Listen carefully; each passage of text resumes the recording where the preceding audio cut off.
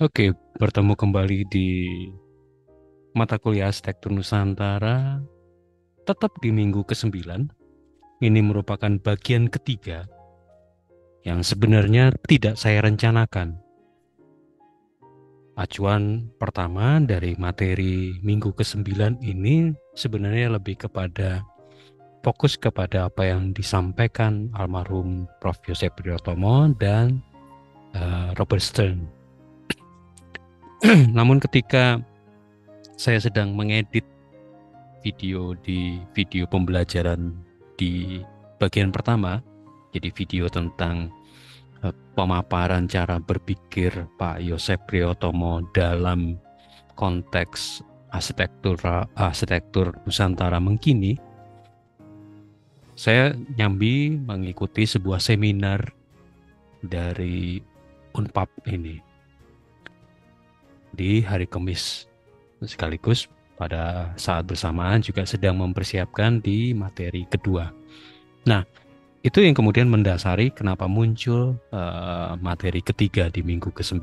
Jadi di materi Arsitektur Nusantara minggu ke-9 ada 3 materi pembahasan. Video ini tidak akan panjang lebar seperti bagian pertama dan bagian kedua. Fokus utama adalah judul yang disampaikan oleh Prof. Yohanes Widodo tentang culture is everyday life, not in ideological construction. Saya tidak membahas tentang konstruksi ideologinya, tapi fokus pada culture is everyday life. Budaya adalah keseharian. Mengapa demikian? Karena bagian ketiga ini atau berdasar dari paparan Prof. Yohanes Widodo itu sebenarnya membongkar atau bukan membongkar sih, lebih tepatnya melengkapi apa yang disajikan oleh Pak Yosef dan Robert Stern. Kalau Pak Yosef fokus pada bentuk dan ruang, tarik-menarik antara global dan yang Indonesia, bentuk yang Indonesia, ruang yang global, atau bentuk yang global, ruang yang Indonesia. Sedangkan Robert Stern dengan postmodernismenya tarik-menarik antara klasik dan modern, yang keduanya lebih fokus pada form. Seperti yang disampaikan Alvar Aalto, beauty as the harmony of purpose and form. Jadi arsitektur dipahami sebagai bentuk. Nah, paparan dari Pak JW, saya sering memanggil beliau dengan Pak JW, itu mengacu pada pemahaman Calatrava dan Zumthor ini. Arsitektur is not, saya kok boleh menambahkan kata only. Arsitektur is not only about form, but about soul of the building. Lebih ke jiwa bangunan yang didasarkan pada roh manusia yang tinggal di dalamnya. The spirit of the people who live in them. Jadi manusia yang hidup, yang menghidupi bangunan. Ini kemudian melengkapi pernyataan Santiago Calatrava ini, kemudian dilengkapi oleh pernyataan Zumthor. The strength of a good design lies in ourselves and our ability to perceive, untuk menerima emosi dan reason. Emosi ketika kita tinggal di situ dan alasan mengapa kita tinggal di situ. Jadi bukan hanya sekedar bentuk. Ini untuk melengkapi dua pernyataan ahli ini, bahwa pengolahan arsitektural berdasarkan apa yang terjadi di masa lampau juga memikirkan tentang ini. Saya jadi teringat apa yang disampaikan Robert Stern di bagian akhir.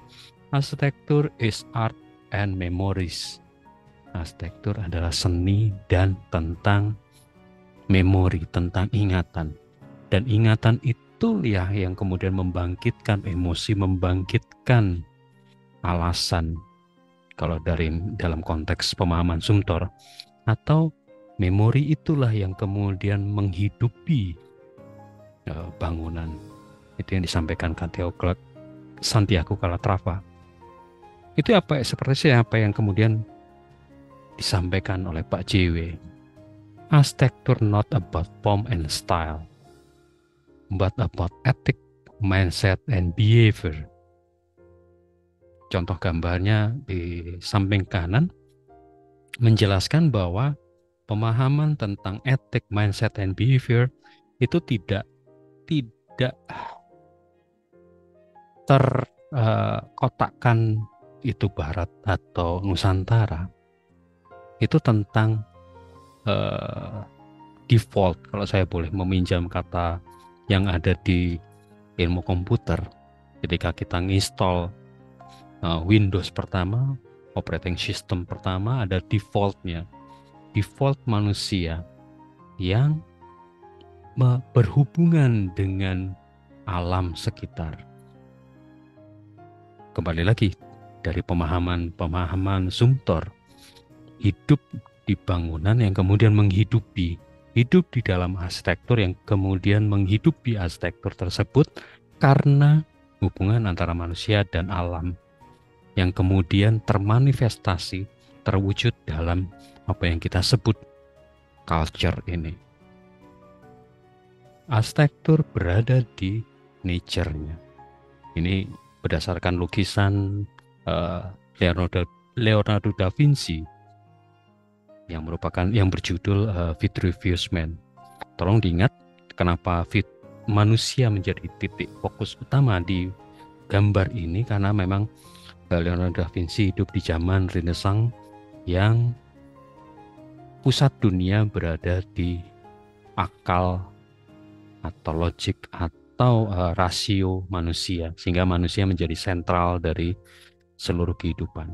Jadi kenapa manusia menjadi fokus, dan arsitektur yang berada atau yang dikuasai oleh si manusia dengan rentangnya. Jadi arsitektur yang berada melingkupi kehidupan manusia dan arsitektur yang dilingkupi oleh alam.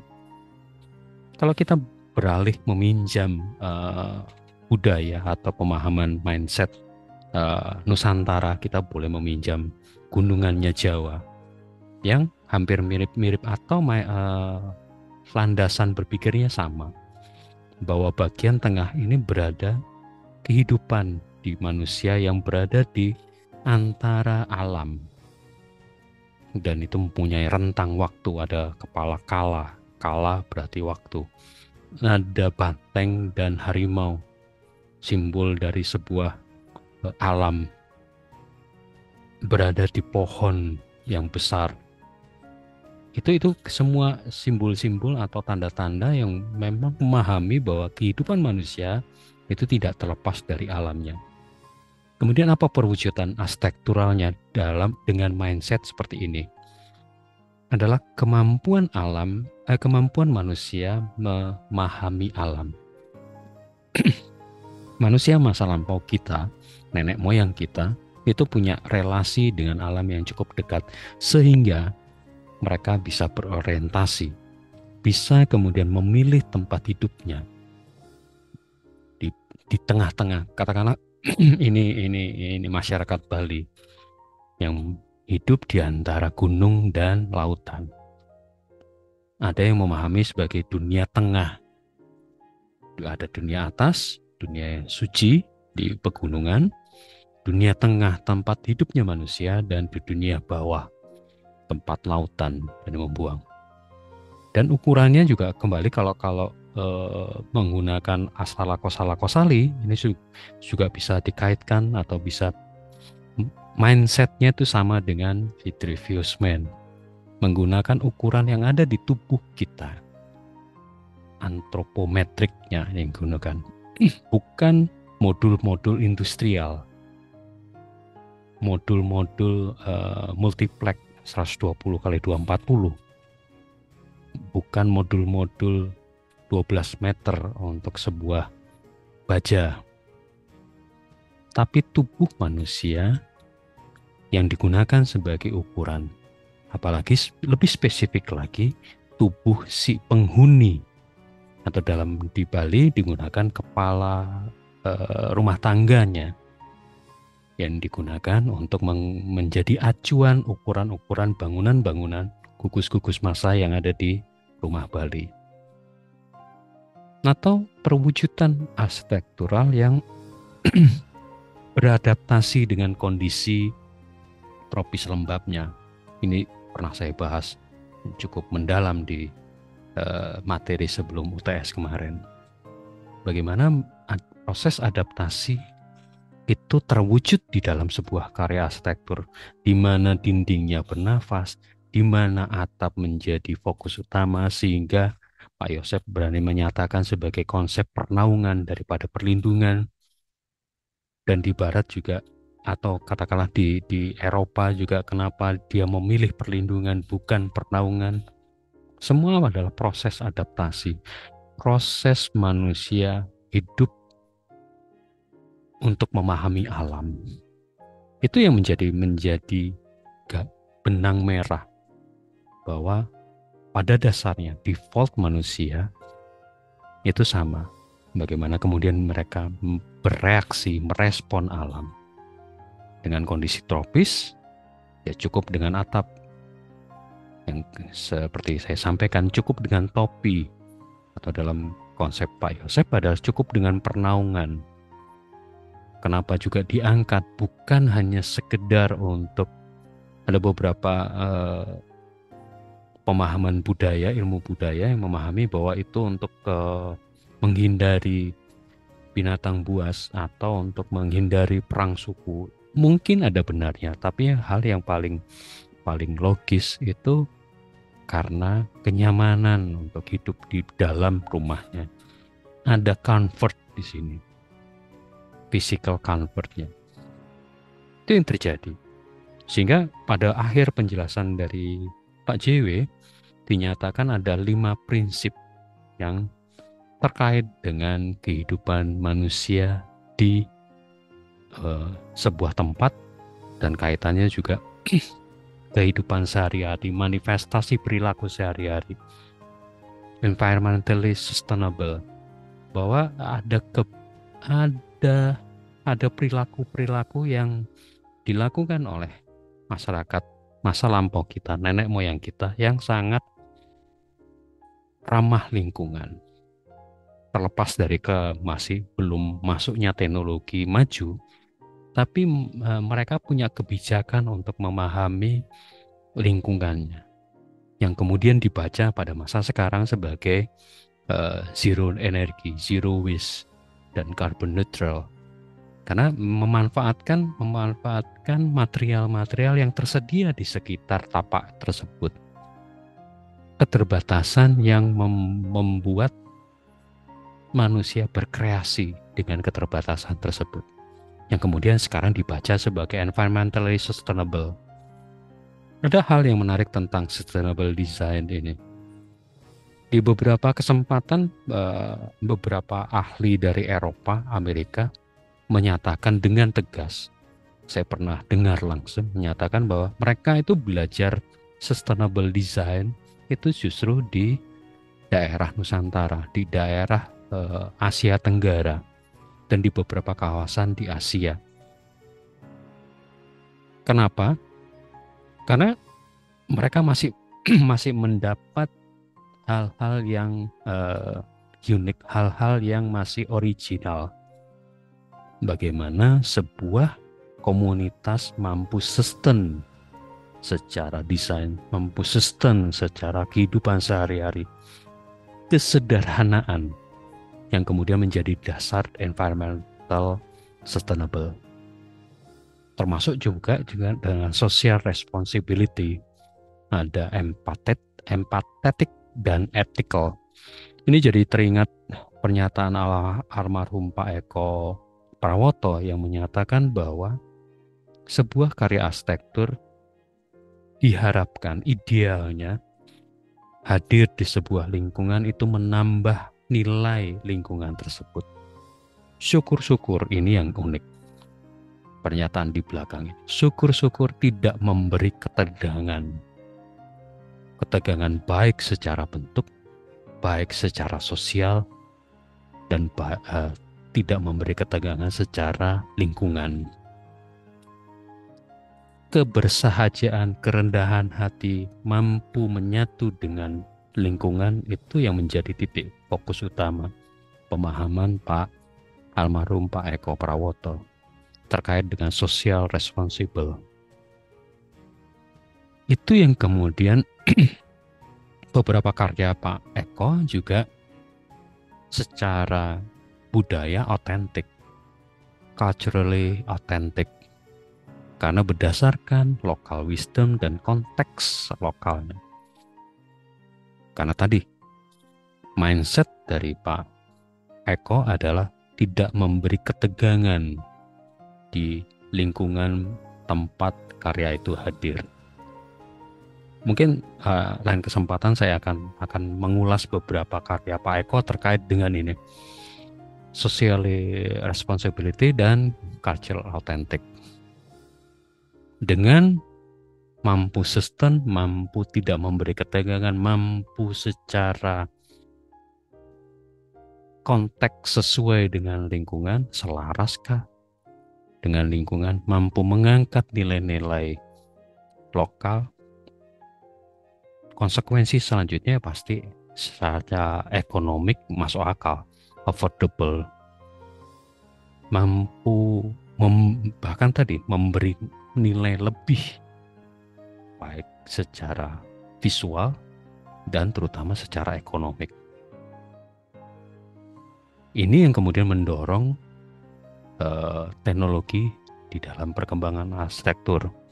Terkadang tidak perlu teknologi canggih. Atau Prof. Yandi dari Universitas Indonesia di beberapa kesempatan menyampaikan pemikiran tentang low teknologi, yang itu sebenarnya lebih sesuai dengan apa yang terjadi di Nusantara, dan itu pembelajarannya bisa kita angkat dari masyarakat yang sudah ada, komunitas-komunitas masyarakat yang masih hidup sekarang, dan itu kekayaan kita. Dan itu yang kemudian menjadi persoalan, terutama di mata kuliah arsitektur Nusantara di semester genap 2023-2024 ini. Mahasiswa dipersilahkan untuk menyajikan pemikiran konseptual desainnya, apakah dari sudut pandang perilaku sesuai yang disampaikan oleh Pak Jiwi tadi, atau mengacu pada proses transformasi bentuk seperti yang disampaikan oleh almarhum Pak Yosep dan Robert Stern, atau mencoba bermain di antaranya. Tarik-menarik ini yang sangat-sangat bisa dikembangkan untuk sebuah karya-karya yang lebih sesuai, lebih masuk akal di dalam perkembangan zaman sekarang. Karena yaitu arsitektur frame human existence and experiences. It orchestrated light and space, movement and mood. Jadi arsitektur adalah frame ruang lingkup eksistensi manusia dan pengalaman hidup manusia. Dan arsitektur mengorkestrakan itu, mencoba mengorkestrakan, meramu. Kalau di pemahaman Palasma ini tentang cahaya, tentang ruang, tentang pergerakan, dan kembali lagi seperti yang disampaikan oleh Sumtor tadi, tentang mood, tentang emosi. Mungkin itu yang bisa saya sampaikan sebagai pelengkap dari dua materi yang sebelumnya. Semoga bisa menjadi wawasan tambahan dalam memahami arsitektur Nusantara mengkini. Terima kasih sudah menyaksikan. Selamat bekerja bagi mahasiswa untuk kemudian menyampaikan ide-idenya, ide-ide kreatifnya. Dan kepada yang lain mungkin bisa dinantikan bahasan-bahasan selanjutnya tentang arsitektur Nusantara mengkini. Terima kasih sudah menyaksikan. Salam sehat selalu.